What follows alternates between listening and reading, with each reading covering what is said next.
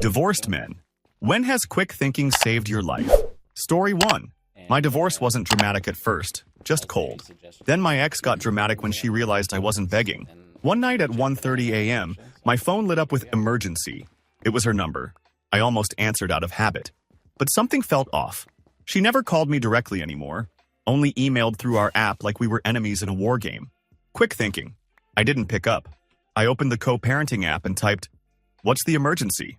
Please message here." Seconds later, she texted, "If you don't answer, I'm calling the cops for welfare check."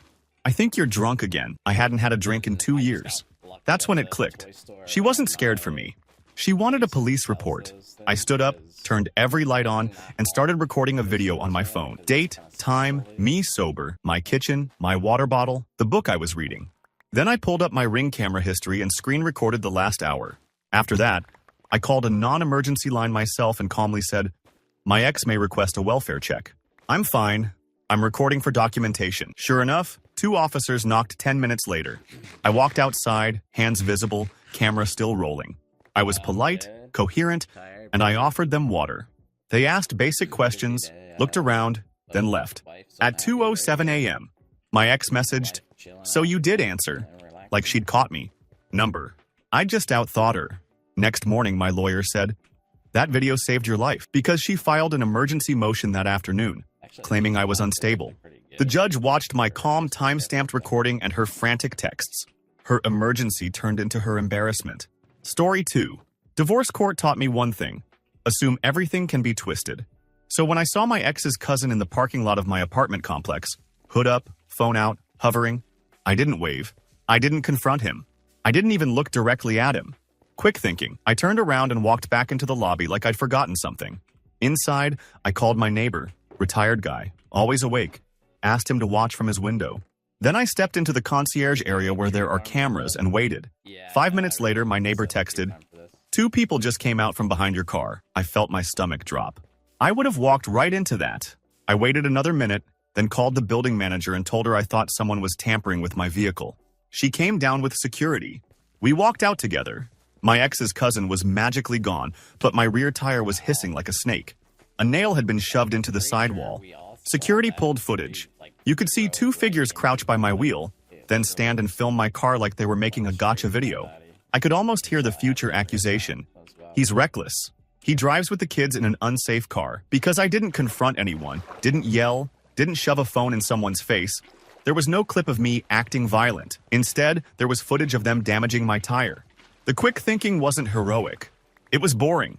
Pause, step back, bring witnesses, use cameras. But it saved me from a setup that could have ended with me in cuffs or losing custody weekend. Story 3. My divorce left me with a tiny apartment and a huge silence. One Saturday, I was driving back from picking up my son when I noticed a sedan trailing me. Same turns, same distance. At first, I thought I was paranoid. Then it ran a yellow light I didn't run, just to stay with me. Quick thinking. I didn't go home. I remembered an old trick from a self-defense class. Don't lead strangers to your nest. So I drove toward the police station instead of my neighborhood. Halfway there, I hit my dashcam save button and called my brother on speaker. Not to be brave, just to have a witness hearing what happened in real time. As soon as I turned onto the street with the station's big lit sign, the sedan slowed, then pulled into a gas station like it suddenly needed snacks. Sure, I didn't relax. I pulled into the police station lot anyway, parked under the lights, and waited with the doors locked. My son was in the back seat humming, unaware he'd been my anchor and my panic at the same time. After a few minutes, a cruiser rolled through the lot. I flagged it down and explained calmly, "I think a car followed me." Here's the dash cam clip. The officer didn't laugh. He nodded like he'd heard it before. He walked out with me, looked toward the gas station, and the sedan was gone. Later that night, my co-parenting app pinged, my ex asking why I was driving around with our child late. She had my location from an old shared account I forgot to remove. That was the moment quick thinking saved me twice. First, from whoever was tailing me, and second, from feeding my ex a story. I changed passwords, removed sharing, and sent one message. For safety, all location sharing is now off. Story 4. After the divorce, I learned to keep interactions short, public, and boring. My ex hated that. She wanted scenes, tears, shouting, anything she could point to as proof. During a custody exchange at a grocery store parking lot, she started baiting me, loud enough for people to hear. "Tell them why you left." Tell them how you abandoned us. My chest tightened. Old me would have argued. Old me would have defended myself like a man on trial. But I saw what she was doing. She had her phone angled toward me, screen glowing. Recording. Quick thinking. I went silent and changed my body language. I turned slightly away from her, non-threatening posture, then addressed my son instead of her. Hey buddy, can you buckle up? Remember, click, tug, done. Calm voice. Simple words. No emotion. She escalated. You're ignoring me again. That's what you do. Narcissist. I didn't react. I opened my own phone and hit record, not pointing it at her dramatically, just down by my side capturing audio in our surroundings. Then I said one sentence, loud and steady. I'm here for the exchange. Please step back. That was it. No insults. No history lesson. No defense. A stranger nearby actually looked over, saw her yelling and me just parenting. She realized she wasn't getting the clip she wanted. She stopped, grabbed her keys and stormed off. Later, she emailed my lawyer claiming I threatened her. My recording proved the opposite. Her video, if it existed, was useless because it showed nothing but her screaming while I told a kid to buckle his seatbelt.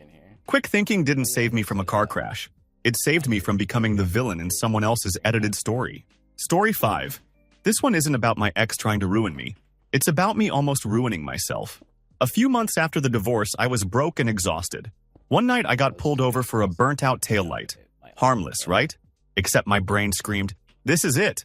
Something bad is going to happen. You're going to lose everything. Trauma does that. Turns a traffic stop into a movie trailer.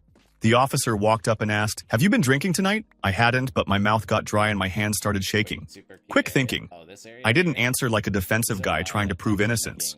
I answered like a calm adult trying to be understood. No, sir. I'm nervous.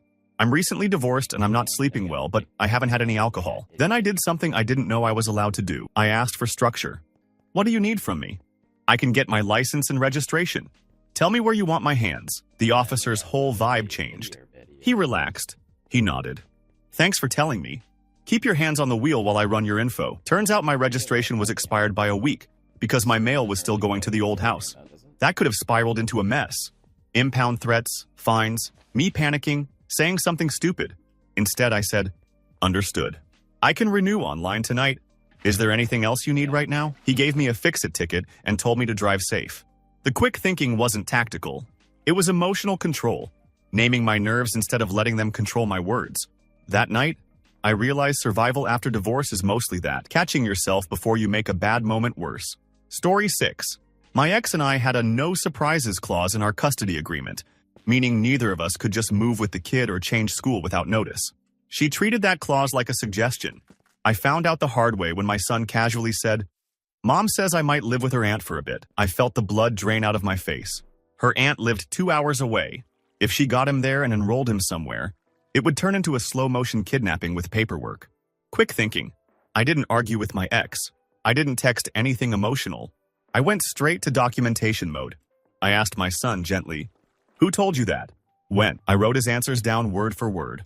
Then I checked the co-parenting app. No notice. I opened our court order PDF and took screenshots of the exact paragraph about relocation and school changes. After that, I sent one message through the app. Per the order, please confirm you are not relocating our child or changing school. If you intend to request changes, submit in writing with required notice. She responded fast. Too fast. You're paranoid. Stop harassing me. That was my opening. I called my lawyer and forwarded the message thread. My lawyer filed a motion the same day, not because she did it, but because she threatened it and refused to clarify. 2 days later, we got an emergency hearing. In court, she tried to play sweet. I never said I'd move him. He misunderstood. Then the judge asked, so you'll confirm, on record, no relocation plans? She hesitated. A long, stupid hesitation. That hesitation did the talking. The judge ordered she surrender the child's passport to the court and mandated all communication through the app only. If I'd exploded at her, she would have called me unstable. Quick thinking saved me by making the situation boring and official before she could make it permanent. Story 7. After my divorce, I started dating again. I was careful. No drama, no overlap with parenting, no messy social media. My ex, though, treated my dating life like a competition she refused to lose. One weekend, I came home and found my front door slightly ajar. Not kicked in, just wrong. My first instinct was to rush inside and check everything. I almost did. Quick thinking. I didn't go in. I stepped back and looked around like I was suddenly seeing my place for the first time. The doormat was slightly crooked. A tiny piece of clear tape was stuck near the latch, like someone had tested it. I walked to my car, locked the doors, and called the police. While I waited, I did something I'm glad I did. I recorded a slow video of the door, the tape, the latch, the hallway, my hands nowhere near it. Proof I didn't stage it. Proof I didn't touch it. The officers arrived, cleared the apartment, and found nothing missing. But they did find my spare key box in the back stairwell. Opened. Empty. I'd forgotten it existed. My ex had once joked that I was predictable. I suddenly understood the joke. Here's the twist. 2 days later, she texted, "I heard someone broke into your place. Are you okay?" Like she was Mother Teresa. Quick thinking saved me again. I replied, "Police handled it. Please keep communication to our co-parenting app. No accusation. No bait. Just a wall." I changed locks, removed every old access point, installed a better camera, and filed the police report with my attorney, just in case. If I'd rushed in, I could have gotten hurt or caught inside a setup. Instead, I treated my own home like a crime scene. That one pause probably kept me alive. Story 8. Divorce makes you forget how to trust your own judgment. So when my ex called me crying, actually crying, I almost fell for it. She said she was locked out and needed me to come over because our kid's medicine was inside. The old me would have sprinted. But my brain flashed one memory. Her last crisis ended with me being blamed for showing up uninvited. Quick thinking. I asked one question. Put our kid on the phone. Silence. Then, "He's in the bathroom." "Okay," I said, calm. "Text me a photo of the prescription bottle and the address. I'll call a locksmith and your neighbor," she snapped. The crying vanished like someone turned off a faucet. "Are you serious? You don't care if he gets sick?" That switch was my proof. This wasn't an emergency. It was a trap designed to get me on her property so she could call the cops or start a fight on camera. So I did the safest thing possible. I called the pharmacy and confirmed the medication could be refilled early if needed. Then I messaged through the co-parenting app. "If our child needs medication, I can pick up a refill at X pharmacy. If you are locked out, call a locksmith or your landlord." 5 minutes later, she posted vague stuff on social media about being a single mom with no help, but my kid was fine. Turns out he was with her sister the entire time. Quick thinking didn't make me a hero. It made me impossible to manipulate. And after divorce, that's basically life-saving. Story 9. I thought the worst part of divorce would be loneliness. Nope. It was paperwork with landmines. During the settlement, my ex emailed me a simple form designed to speed things up. It looked official. She said her lawyer already reviewed it. I was exhausted, broke, and ready to be done. Quick thinking. I didn't sign anything while emotional. I printed it and read it out loud like a weirdo, sentence by sentence. That's when I heard the phrase that didn't belong: voluntary waiver of future claims. Future claims? Like what? Child support modifications? Medical reimbursements? It was written in a way that could have handcuffed me for years. I checked the document properties. The creator name wasn't her lawyer. It was her. She'd edited it herself. I emailed one line: "I won't sign anything outside the attorney channel." Then I forwarded it to my lawyer. My lawyer responded with a phone call that started with, "Do not ever sign anything she sends you again." At the next mediation, her attorney pretended ignorance. Oh, that must have been a draft. Sure, a draft that magically benefited her. If I'd signed it, I would have been trapped. No ability to request adjustments, no reimbursement fights, no protection if she violated terms. My lawyer said it could have cost me tens of thousands. Quick thinking saved my life in the long-term way, by not trusting easy when it comes from someone who already tried to destroy you. Story 10. It was the first winter after my divorce. I had my daughter for the weekend, and I was trying so hard to be fun dad that I ignored every warning sign. We were driving home from her dance class when the car started sliding at a stoplight. Black ice. My heart jumped into my throat. There was a truck behind me closing in fast. Quick thinking. I didn't slam the brakes. Everything in my body wanted to stomp down. But I remembered something my dad taught me. On ice, brakes can turn you into a hockey puck. So I eased off, steered into the slide just a little, and let the tires find grip. I hit my hazard lights immediately and tapped the brakes gently, just enough to signal without locking up. The truck behind me swerved, honked, barely missed my bumper. My daughter gasped and grabbed my arm. I kept my voice steady. "Hey, it's okay. We're okay. Look at me." I pulled into the nearest parking lot, parked, and just sat there with my hands shaking on the wheel. Then I did the second quick thinking move. I didn't keep driving like nothing happened. I called a tow, canceled the rest of the day, and got us home safe. Later, my ex texted, "Why are you late?" That old anger tried to rise. But I answered the only way that matters after divorce. Calm and documented. Road conditions unsafe. We're home now. She's fine. Quick thinking saved our lives in the literal way. And it reminded me, being a good dad isn't being fearless. It's being smart when fear shows up. Story 11. After the divorce, my ex kept trying to catch me failing as a dad. She'd show up late to exchanges, then accuse me of being impatient. She'd change pickup locations last minute, then say, I didn't care enough to adapt. I got used to that game, until the day she tried something scarier. We were doing the handoff at a busy park. My son ran toward me, backpack bouncing, and I spotted my ex's boyfriend standing a little too close, phone up like he was filming. My ex was crying loudly, wiping tears like a performance. People were watching. Then she said it. Tell them why you're refusing to pay for his medical bills. I froze for half a second because I wasn't refusing. I'd paid every invoice. This was bait to make me react. Quick thinking. I didn't argue facts in the parking lot. I went straight to safety and witnesses. I crouched to my son's level and said, Hey buddy, let's go over to the bench, okay? I walked him 10 steps away, still in view of everyone. Then I turned back and said, calm and loud, we can discuss finances through the app. I'm leaving now. Her boyfriend stepped in front of me, just a little, like a barrier. Not touching me, but close enough that a shove could be edited into assault. My instincts screamed.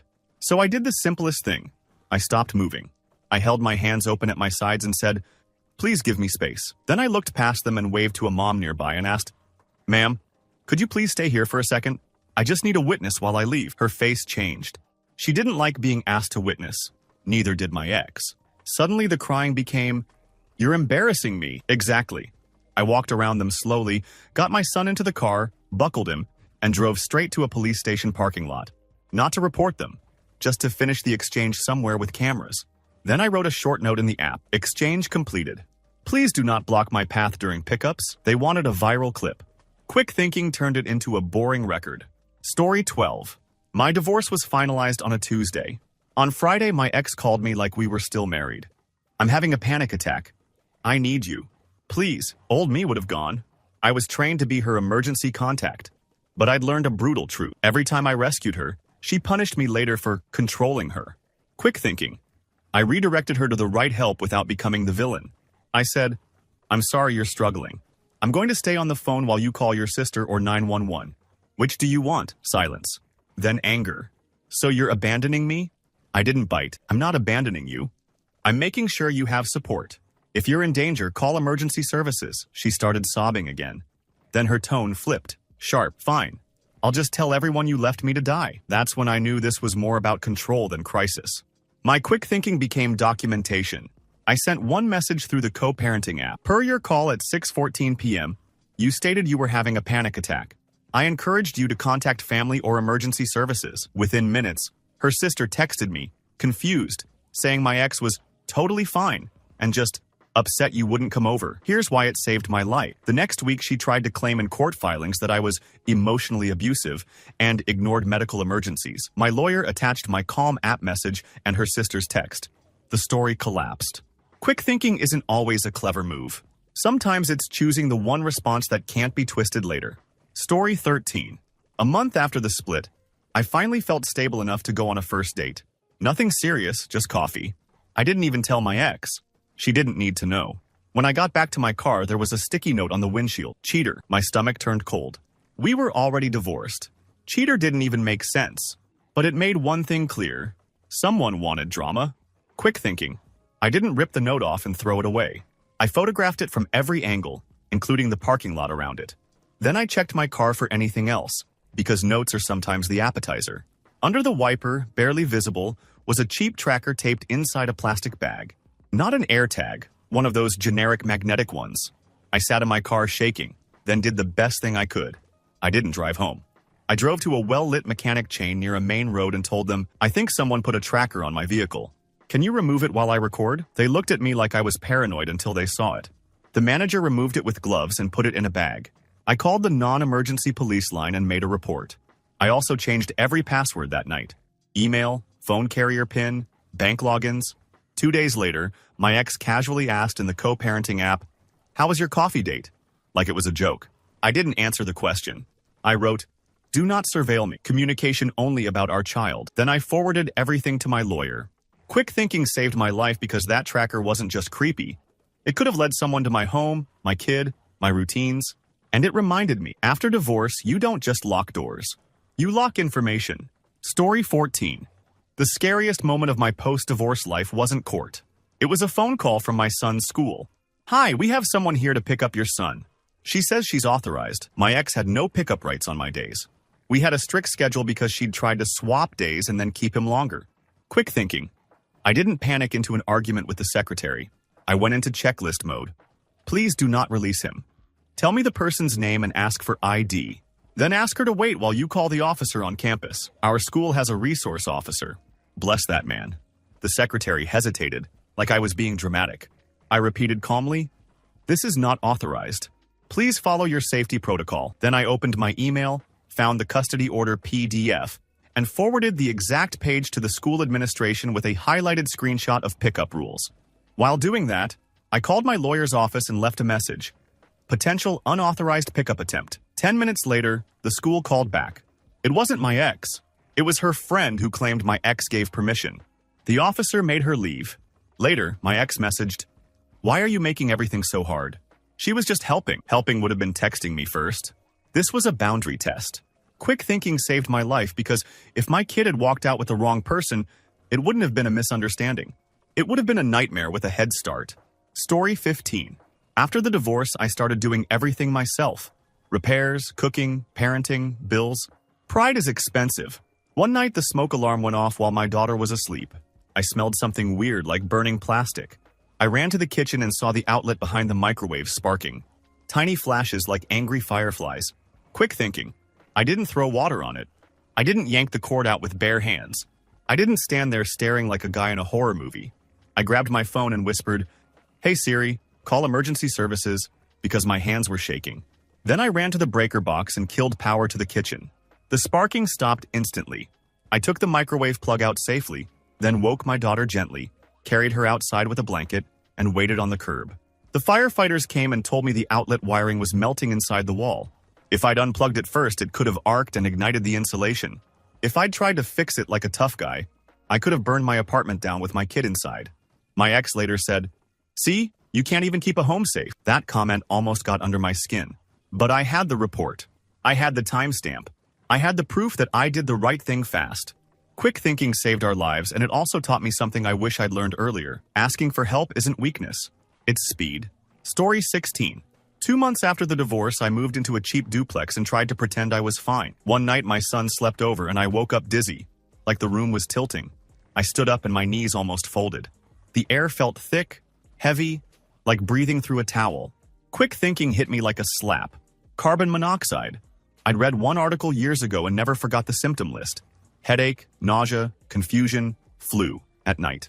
I didn't check the furnace. I didn't try to be the handyman hero. I grabbed my son first, scooped him up half asleep, and stumbled outside in socks. My hands were shaking so bad I dropped my phone once, then managed to call emergency. While we waited on the curb, my son mumbled, "Dad, why are we outside?" I said, "Because I want you breathing tomorrow." Firefighters showed up with a meter, and the guy's face changed immediately. He shouted, "Get farther away!" And suddenly it wasn't just a maybe. It was real.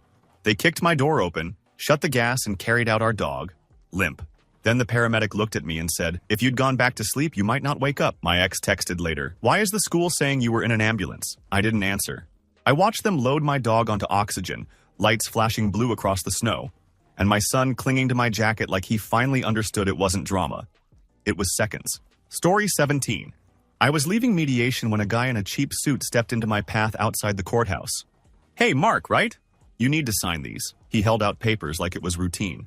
My brain was fried, my hands already reaching, until I noticed two things. He didn't say my last name, and the top page didn't have a case number. Just bold text. Acknowledgement of service. Quick thinking. I didn't touch it. I didn't even lean in to read. I said, "What law firm are you with?" He hesitated. I'm just delivering." "Sign it." I stepped back and lifted my phone like I was checking a text, but I was actually recording. "State your name for the camera." He turned his body away immediately, like a cockroach avoiding light. Then he tried a different angle. "If you don't sign, the judge will—" "No," I said, calm. If you're legitimate, you can serve me properly. His jaw clenched. He shoved the papers toward me harder. I took one more step back and said louder, "Do not touch me." A deputy nearby looked over. The guy's whole posture changed. He stuffed the papers under his arm and walked fast, not toward the building, toward a car idling with someone inside. My lawyer later told me my ex had been trying to claim I was avoiding service on some emergency filing, so she could paint me as uncooperative. If I'd signed whatever that was, it could have acknowledged things I never received. I watched that car peel out, tires squealing on the curb cut, and for the first time in weeks I felt awake. She wasn't trying to win. She was trying to trap. Story 18. Dating after divorce is a minefield, but I wasn't expecting an actual ambush, just a normal dinner. I met a woman from an app at a trendy place downtown. She was charming, laughed at my dumb jokes, asked about my kid in a way that felt practiced. Halfway through, she went to the bathroom. A minute later, a guy slid into the seat across from me like he owned it. "You're the ex-husband," he said. My stomach dropped. I recognized him from old photos. My ex's just a friend from her office. He leaned forward, voice low. "So what? You moved on already? You think you can—" Quick thinking. I didn't stand up. I didn't swing. I didn't even argue. I looked past him, raised my hand and said clearly, "Hey, could we get the manager over here?" He froze. "What?" I repeated it, louder, calm like I was ordering dessert. "Manager, please." People turned. The attention hit him like cold water. He tried to keep it quiet, but quiet doesn't work when everyone is looking. I stood up slowly, palms open. "I don't know this man. Please step away from my table." That sentence did everything. The staff moved in. He stood too, face red, and hissed, "You're scared." I nodded once like I didn't care if he thought that. "Yeah, scared enough to have witnesses." My date came back, eyes wide. She didn't sit. She didn't apologize. She just stared at him. Then at me, like she'd been paid to be there and the script went off rails. Security walked him out, and when he reached the door, he snapped and tried to lunge back, only to be grabbed by two bouncers so fast his shoes left the floor. I left with my receipt in my hand, heart punching my ribs, and my phone buzzing with my ex's message. Hope dinner was fun. Story 19. I was on the phone with my daughter when she suddenly went quiet. Not teen quiet, wrong quiet. I heard her breathing, fast, wheezy, then a tiny sound like gagging. "Sweetheart?" I said. "Talk to me." Nothing. Quick thinking. I didn't waste time asking questions. I went straight into action like my brain flipped into some emergency setting I didn't know I had. I yelled for my ex, because my daughter was at her house. Then I stayed on speaker and said, "If she's choking, you need to hit her back. Hard. Between the shoulder blades. 5 times. Now." My ex's voice came in, panic. "She can't breathe. What do I do?" "Back blows. Now. Lean her forward." I heard scrambling, crying. My ex shouting my daughter's name. Then I heard the impacts. Thuds. Followed by a wet cough that sounded like the best sound on earth. My daughter screamed. Actual screaming. Then sobbing. Air was back. "What was it?" I demanded, already dialing emergency with my other hand. My ex held up the phone and I heard her say, shaking, "A grape. A whole grape." I went cold. She'd given her whole grapes. Later, my ex tried to twist it. "You always think I'm incompetent." I didn't answer that. I just kept hearing the silence on the line. Those few seconds where a kid can disappear. Then that first horrible cough that meant she didn't. Story 20. I was driving home after dropping the kids off when I noticed a new notification from my bank. Password changed. Then another. New device registered. Then a third. Wire transfer initiated. My hands went icy on the steering wheel. I hadn't done any of that. Quick thinking. I didn't call the number in the text. I didn't click any link. I knew that trick. Fake alerts to funnel you into a scammer. I pulled over, hazards on, and opened my bank app directly. My login didn't work. That wasn't a scam text. That was real. I called the number on the back of my debit card and said, "Freeze everything. Someone's in my account right now." The rep asked security questions. One answer had been changed. My mother's maiden name, something my ex knew. While the rep locked it down, I opened my email and searched security. There it was. A forwarding rule I didn't create. Every bank email silently redirected. Whoever did it didn't just want money. They wanted me blind. Then my ex called. Not text. Called. Like she couldn't wait. "Hey," she said, too cheerful. Random question. "Did you change banks?" That's when my brain went crystal clear. She wasn't fishing. She was checking if the robbery worked. Quick thinking. I didn't accuse her. Accusations make people careful. I went calm. "Yeah, I'm sorting it." "Why?" A pause. "Tiny." Then, No reason. I stayed on the phone with the fraud department while they canceled the wire. 30 seconds before it would have cleared. 30 seconds. That night I sat in the dark, refreshing my account like a man watching a heart monitor. And my phone lit up with her last message. You're so paranoid lately. And I realized the scariest part wasn't the money. It was how close someone got. And how casually they smiled while doing it. Story 21. My divorce left me doing new dad things alone. Like taking my kid to the beach on my weekend and pretending I totally knew what I was doing. We were at a calm-looking spot. No big waves, families everywhere. My son wanted to go just past the little sandbar. I said yes because I didn't want to be the paranoid ex-husband dad. 2 minutes later, I realized the water wasn't moving toward shore anymore. It was moving sideways. My feet kept sliding like the ocean was a conveyor belt. My son's eyes got huge and he started dog paddling hard, but the gap between us was growing. Quick thinking. I didn't swim straight back. Every instinct screamed toward land. But I remembered something from a random video. Rip currents don't let you win a tug of war. You go sideways until it stops pulling. I grabbed my son's wrist. Not his hand, not his shirt, his wrist. Firm. Then I yelled, "We're going to swim along the beach." I kicked parallel to shore like my life depended on it, because it did. I kept my voice calm for him, but my lungs were burning. After maybe 20 seconds, the pull eased. The water stopped dragging us like luggage.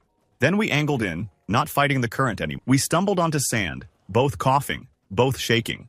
A guy nearby said, "You did that right." I sat there staring at my son's wet eyelashes, realizing how close Fun Dad Day came to becoming a headline. Later, my ex tried to mock me. "So you almost drowned with him?" I didn't even argue. I just looked at my son eating fries like nothing happened and thought, quick thinking isn't bravery. It's remembering one stupid fact at the exact second it matters. Story 22. I was folding laundry when I got a call from an unknown number. A man's voice said, fast and official, "Sir, we have your son.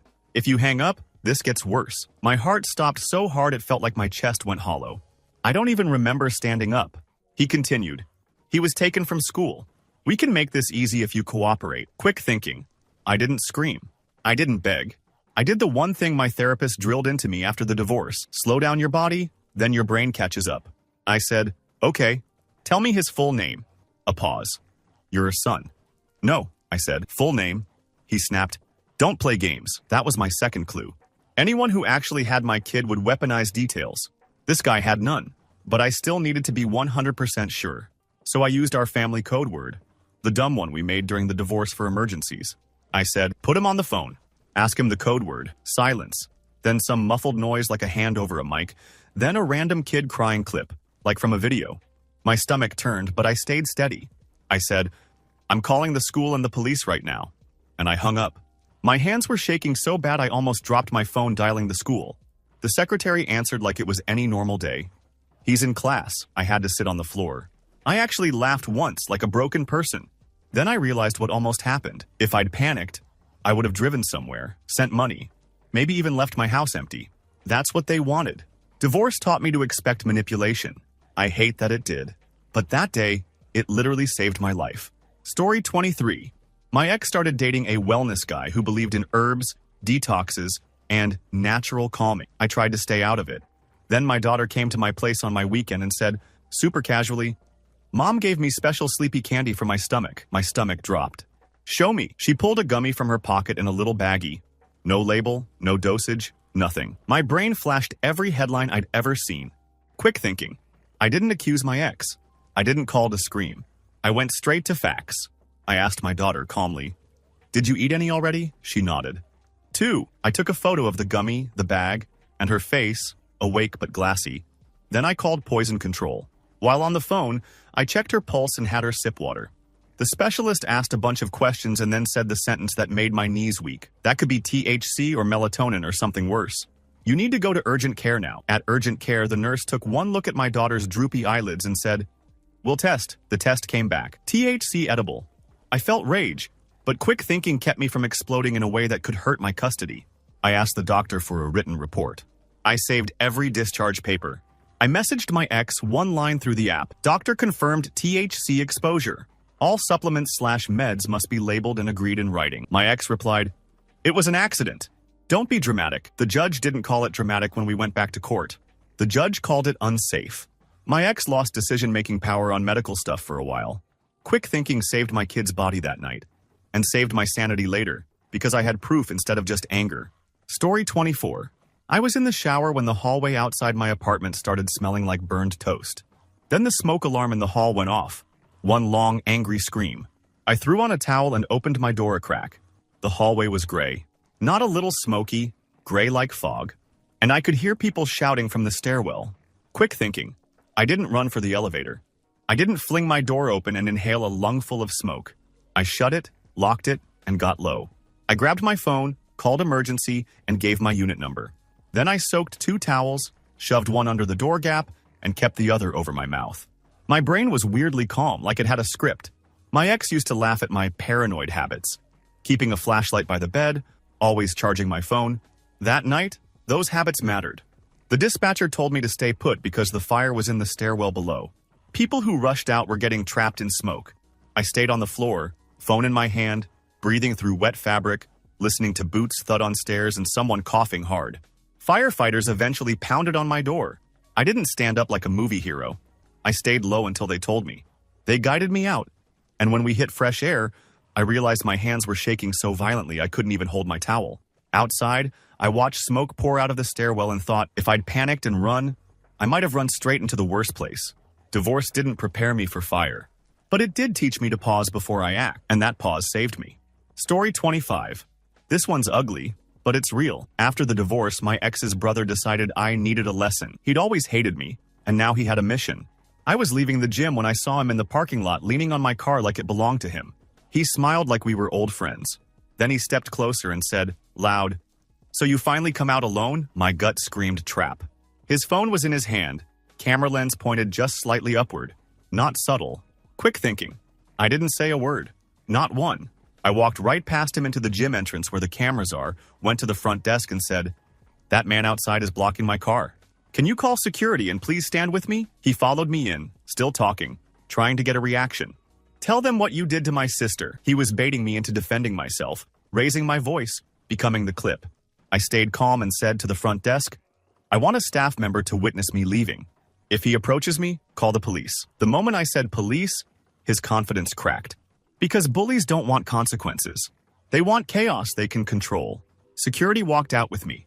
He backed off, instantly acting like he was just talking. Security told him to leave. He threw one last line over his shoulder, "Coward," and I thought, fine. Call me whatever. I got in my car and drove away alive. Not bruised, not arrested, not filmed in a crazy ex-husband montage. Quick thinking saved my life because the real danger wasn't his fists. It was the story he wanted to build out of my reaction. Story 26. My ex loved to weaponize concern. The day I finally signed the last divorce paper, she texted, "I'm worried about you. You're not stable." Then she sent a screenshot of my own Instagram story. A story I hadn't posted. My stomach turned cold. Someone had access. Quick thinking. I didn't message her, "How did you?" and give away that I was scared. I played dumb. What are you talking about? I didn't post that. Then I went straight to damage control. I opened my account settings and saw a login from a device I didn't recognize. Same city, same model phone as hers. I changed the password, logged out of all devices, and turned on two-factor. Then I did the same for my email, because if they own your email, they own your life. While I was doing that, I got another text from her. "Wow, deleting posts now? Guilty much?" That's when it hit me. She wasn't just snooping. She was trying to create evidence of me posting unstable stuff, then act like she found it. I took screenshots of the suspicious login history and her texts. Then I reported the hack inside the app and emailed my lawyer. Potential account compromise used for harassment. 2 days later, she filed a motion claiming I was publicly spiraling. The judge asked for proof. She produced blurry screenshots. My lawyer produced the platform security log and the time-stamped texts where she taunted me about deleting. The judge's face changed in that quiet, deadly way. Quick thinking saved me because if I'd exploded, she'd have a clip of me raging. Instead, I had receipts. And receipts beat theatrics every time. Story 27. My first solo road trip with my kids post-divorce was supposed to be healing. It turned into the scariest 15 seconds of my life. We were on the highway when my engine started losing power. Like someone slowly turned off the car. Dashboard lit up. Steering got heavy. A semi was beside me, and behind me another car was tailgating like a psychopath. Quick thinking. I didn't slam on the brakes. I didn't jerk the wheel. I turned on hazards immediately and aimed for the shoulder. But there was barely any shoulder. Just gravel and a steep ditch. I remembered a trick from a mechanic friend. If the engine dies, you still have a little momentum, and sometimes one shot at restarting without panic. I shifted to neutral to keep rolling, then tried the ignition. It coughed once. Didn't catch. The semi's air blast shoved my car sideways. My daughter screamed. I kept my voice calm like a liar. It's okay. Seatbelts tight. I pumped the brake gently to keep control, then looked for the next exit sign instead of the shoulder, because the shoulder was death. There was an off-ramp in half a mile. I aimed for it like it was a lifeboat. I used the last of my momentum to glide across one lane, then another, signaling the whole time like signaling would magically keep idiots away. Somehow, a gap opened. I took it and rolled onto the ramp, coasting like a dead boat. We stopped at the bottom, safe, shaking. The tow truck driver later said, "Your alternator's gone. If you'd stopped on that shoulder, someone would have clipped you." Quick thinking saved my life by making me choose the safer bad option instead of the obvious one. Story 28. My ex liked surprise drop-ins, under the excuse of the kids. I was just in the neighborhood. It always came with a side of boundary testing. One night, after the kids were asleep, someone knocked hard. Not a polite knock, a let-me-in knock. I looked through the peephole and saw my ex, alone, crying. But behind her, down the hallway, I saw two shadows near the stairs, men's silhouettes, waiting. My blood went cold. Quick thinking. I didn't open the door to talk. I didn't yell, "Who's there?" like a movie idiot. I turned on every light, started recording on my phone, and spoke through the closed door in a calm voice. "I'm not opening the door. If you need to discuss the kids, message me in the app." She sniffed dramatically. "Please, I just need to talk," I said louder for the hallway. "I'm calling the police if you don't leave." The shadows moved. One of them stepped closer, then stopped when my hallway camera's little red light blinked. Suddenly, my ex's crying changed into rage. "You're such a psycho," she stormed off. The shadows followed. I waited 10 minutes, heart pounding, then checked my camera footage. You could see it clearly. Her performing at my door while two men lingered, ready for, what? A confrontation? A shove? A he threatened me setup? Next day, she messaged, "You humiliated me." No, I avoided being trapped in whatever scene she planned. Quick thinking saved my life because I didn't confuse tears with safety. Story 29. I thought I was being responsible by keeping my ex updated about the kids. So when our son got a minor concussion at soccer, he was fine. I called her right away. Big mistake. Within an hour, she was at the urgent care, screaming that I was negligent. Staff stared. My son looked terrified. She demanded they document everything and kept trying to bait me. "Tell them you weren't watching. Tell them you were on your phone." Quick thinking. I stopped trying to prove myself and started protecting my kid. I stepped away from her, kept my voice low, and asked the nurse, "Can we please speak privately? My child is getting anxious." Then I asked the nurse for a patient advocate, someone neutral. When my ex tried to follow, the nurse calmly blocked her. "Sir asked for privacy for the child." That changed everything. Now my ex wasn't the star. She was just noise. I told the nurse the facts. Then I typed a short, emotionless note in the co-parenting app. Time of injury, doctor's summary, discharge instructions. No opinions. No defense. Later, my ex filed a complaint claiming I withheld medical information. My app message proved I didn't. And the advocate's notes showed my ex was the one escalating around a scared kid. Quick thinking saved me because it made the situation about my son's health, not my ex's performance. Story 30. After the divorce, money was tight. I sold my old watch online. Nothing fancy, just sentimental. A buyer insisted on meeting in person with cash. He chose a parking lot behind a strip mall. My gut didn't love it, but I needed the money. I arrived and immediately noticed two things: no other cars nearby, and the buyer's friend, leaning against the far wall pretending to scroll his phone. Quick thinking. I didn't get out holding the watch. I stayed in the car, doors locked, and texted, "I'm here. Please meet me at the coffee shop entrance." He replied, "Nah, right here. Hurry." That hurry was the tell. Honest buyers don't rush you into corners.